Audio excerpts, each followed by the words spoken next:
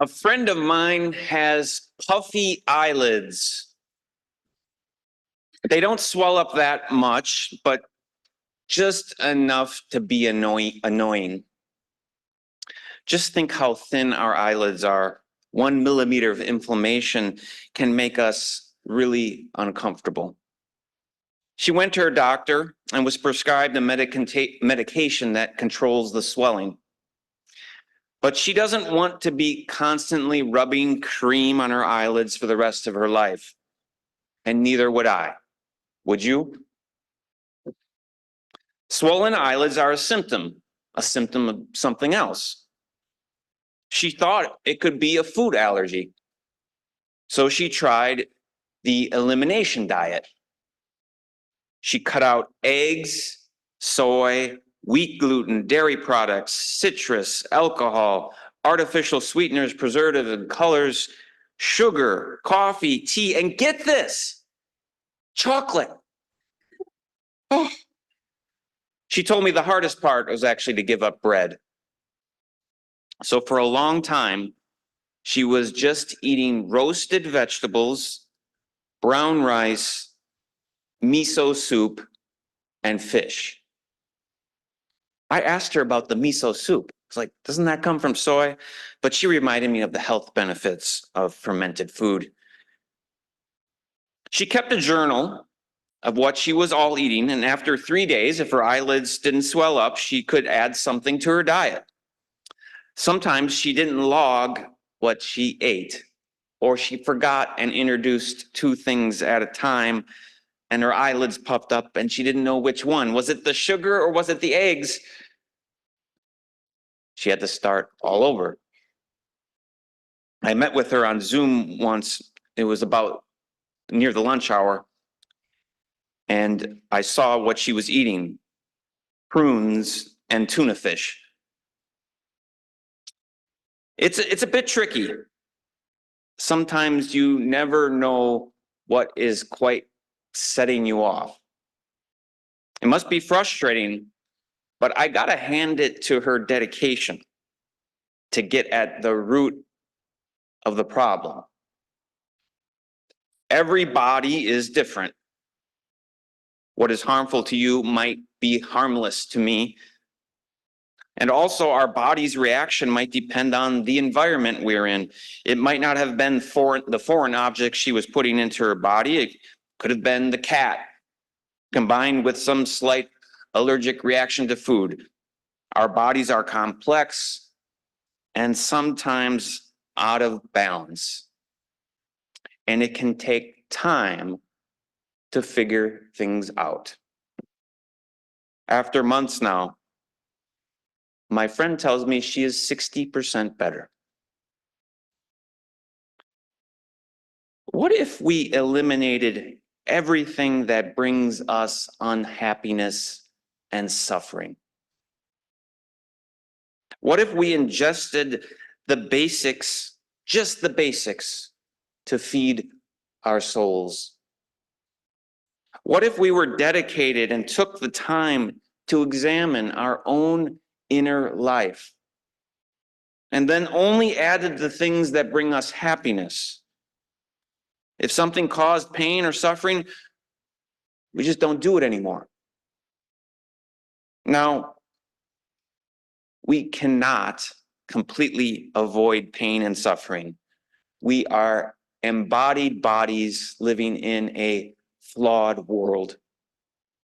Suffering in the Buddhist sense, dukkha, which can mean unease, pain, stress, unhappiness, as well as suffering. But the word suffering for me kind of conjures up physical pain. In the Buddhist sense, though, suffering is bigger. It's not just those who have cancer or depression or people in war-torn areas like Ukraine or the Middle East. All of us suffer. In this expanded view of suffering, suffering is what leaves us unsatisfied and unhappy. And I don't mean happiness like eating chocolate. Suffering keeps us from a deeper peace that allows us to really enjoy life authentically. Mindfully aware, we can be mindfully aware of all the beauty of the colors of the stones on the road. The Buddhists say suffering is inevitable, but that doesn't mean that all of life is suffering. We can examine ourselves and remove the root cause of suffering, like we would a food we're allergic to. If something makes us truly unhappy, we can eliminate it. This could look like good boundaries. Hey, friend, if you keep treating me like that, then I do not want to be around you. But the harder part in this inner journey is the second arrow. Getting at the heart of suffering, we use the Buddha, the personification of the way of enlightenment and awareness, which can shed light on our own inner suffering. What is making our spiritual and emotional eyelids puffy? We can examine our pain and go down to that root cause. And this is what some cognitive behavioral therapies do. One is called the downward arrow technique. You basically examine a thought or a feeling and keep questioning it until you go down to a core belief or a core story. You don't need a therapist to do it. You can do it with a friend, with a therapist, or journal about it. And it can go deep rather quickly, so you have to just practice self-compassion. So let me give you an example from my own life. My shoulders are my back are really tight. Why? I'm stressed out. Why? Sunday is coming and I haven't completed my sermon. Yes. And why does that matter? I want it to be a good sermon. I want it to be inspiring and leave people with something to chew on for the week. Yes, and why does that matter? Because I want to be a good minister. If that is true, then what? People will think I'm not a good minister. And if it's not a good sermon, well, that won't be good. If that were true, then what? I may lose my job. If that were true, then what? People wouldn't love me. Oh, I entered into that core belief. My back is tensed up because of a fear of being unloved. And practicing the enlightened love of the Buddha, I can positively reframe this core belief. There's nothing wrong with wanting to be loved. There's nothing wrong with wanting to be liked and accepted. In fact, it's healthy to want to be connected and in relationship. But shown with the light of awareness, I can make a choice. I am loved no matter if this sermon is good or bad. There is no reason to get stressed out.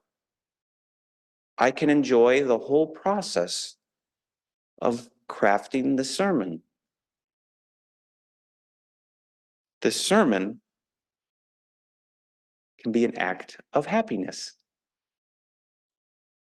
I can eliminate the bad thoughts and let my back feel free and calm. This kind of suffering and unhappiness, when examined, can really be transformative. A new way forward, where things are less muddy and life seems a little bit clearer. Don't let the second arrow hit you, and find true happiness even amidst pain. Isn't that what the spiritual journey is all about? Our thoughts aren't objective facts. Our thoughts can be changed.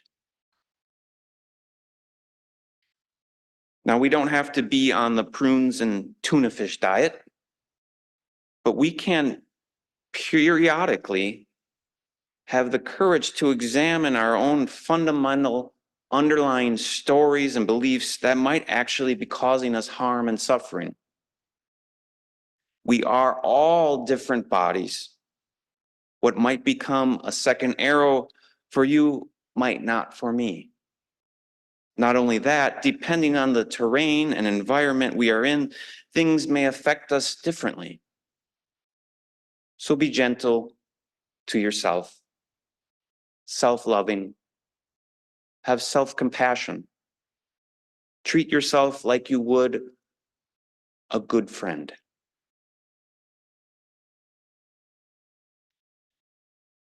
I can't help but think of good, caring people I know who are carrying the burden of all social injustice everywhere, especially now with the Palestinian and Israeli conflict. There's no doubt that war is suffering, and I feel it too when I see the images of children dying. I'm not sure, though, what getting angry will do. We can transform suffering into compassion. We can't control the first arrow of war. We have a lot of control over the second arrow, though. This doesn't mean we don't feel, but it does mean we examine and proudly ask questions like a good doctor to get at our ailment.